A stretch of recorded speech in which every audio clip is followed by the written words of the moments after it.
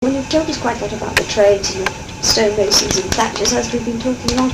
What about the railway? Is that good trains up to London? Yes, going to London was quite a big thing.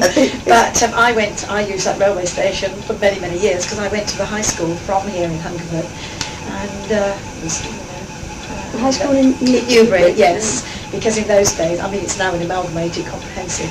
In those days, it was the county girls' school, and the boys was St Bartholomew's. My husband actually was at the boys' school. I was at the other one. We didn't know each other at that precise moment in time. But I used to catch the milk train every morning at 8:15, and then during the war we shared our school in Newbury with Godolphin and Latimer, so I came back on the 2 o'clock train, and then obviously... I did the same, yes, we split up with Birkenhead and Liverpool. Did you really? Yes. So we obviously had school Saturday sports and things like that, sports in the afternoon. It's still mostly the same, but still for now all the children are going in. That's right. In fact, I think that the railway has done a turnaround because they got rid of the station buildings and now they've put them back up again because people obviously still use those trains.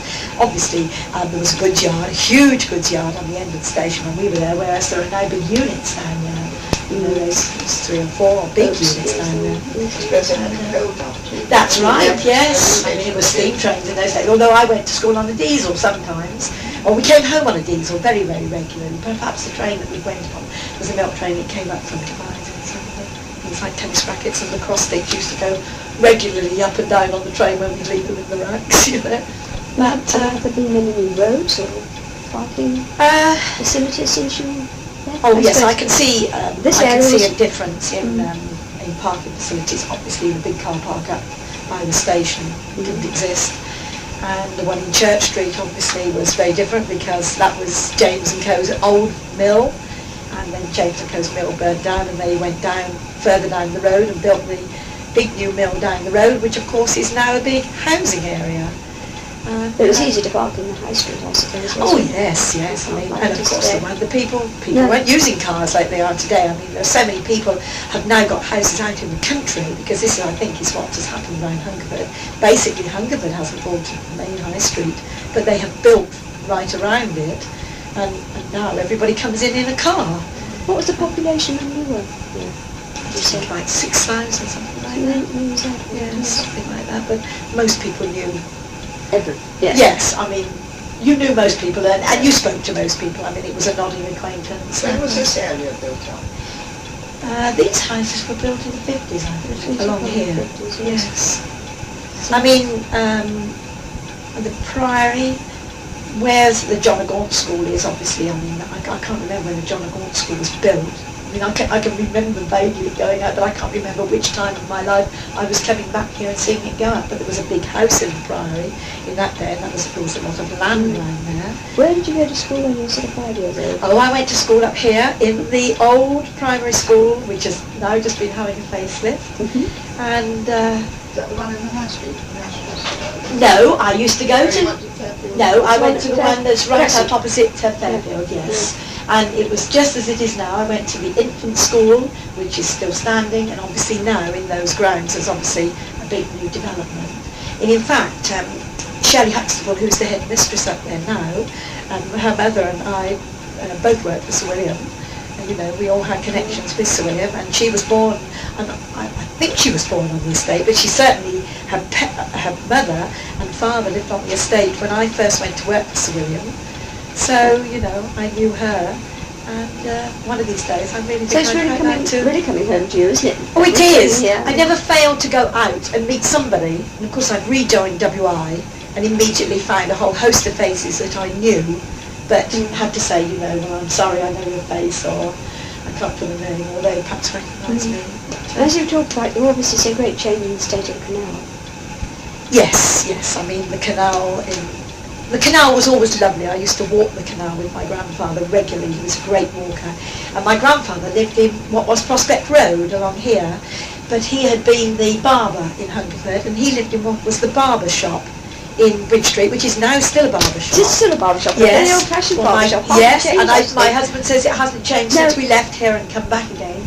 But my uncle, Fred Back, took it over from my grandfather, and he, in turn, then passed it on to someone called Clifford, who I think was a relation of my grandmother. So the present Barbara is no relation of mine, but there was a kinship on my grandmother's side, I think, because my grandmother was a Clifford. But my grandfather also had the barley mow, which is Stirling's opposite. So my mother was born in the barley mow, which was the old pub opposite there, which obviously went years and years ago. Almost next door to the John Gore. Yes, there was a couple of big houses in between, and then yes, and then the Bear Hotel on the corner. And the barber shop still has mahogany chairs, and it's really. Oh yes, there's just nothing has changed in there. I can see my uncle. Gaslight almost. My uncle Fred was my mother's brother, and he had an ulcerated leg, and I can see him standing there now. He would stand against the chair on one leg until he stood on it for so long that he got ulcers on this leg, because, you know, and he was a perfectionist. And on a Friday night you could go into that shop and he would be on his hands and knees, and he would not come out of that shop till that whole floor, Saturday, I beg your pardon, because Saturday was a working day, he wouldn't come out of that shop until that gleamed. The floor had been washed, and it was dried, it was cleaned with a special polish, those mahogany chairs gleamed, those sinks. It was lovely. And they lived, you know, above the house as it was now. And, of course, What was he's his gone. name? His name was Fred Batt. Yes. And I have a cousin, Pamela, who's his daughter, and she visits me here regularly. Of course, she thinks it's lovely that I've come back to Hungerford, because, I mean, when she comes back now, she, like me, used to walk with my grandfather, because she's 8 years older than me. And it's lovely, you know, it's coming home again for her, because with no connections here now, she had lost a link here, because my mother died, I suppose, 12 years ago. So there was just no one here to visit in Hungerford that she really knew. Although I think she was at school with Betty Mumford, who is a non-Hungerford woman, of course. And the churches are the same? The chapels are Yes, the same? yes. No changes I since you lived in? was christened in the parish church, married in the parish church. Both my children were christened there. I came down back to, you know, to Hungerford to have them christened here, yes. And, but I used to go to, there was something in Hungerford called Christian Endeavour. It was a youth club run by a Miss Gosling, and now I can't remember the other lady's name, but she did, when Mrs. Lydia died, years later, she married Mr. Lydia. And these two ladies together ran this youth club for as long as I can remember. Two very good ladies. And she had a little sweet shop, Miss Gosling did, right at the top of Hungerford, and it must have been one of the shops. It's either the one that was Morley's, or it was one of those little shops at the top of the town. You could buy 4 gobstoppers for a penny, or a halfpenny, I think it was.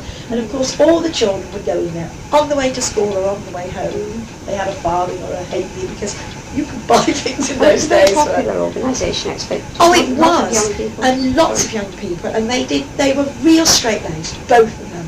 But they were so good, and when we look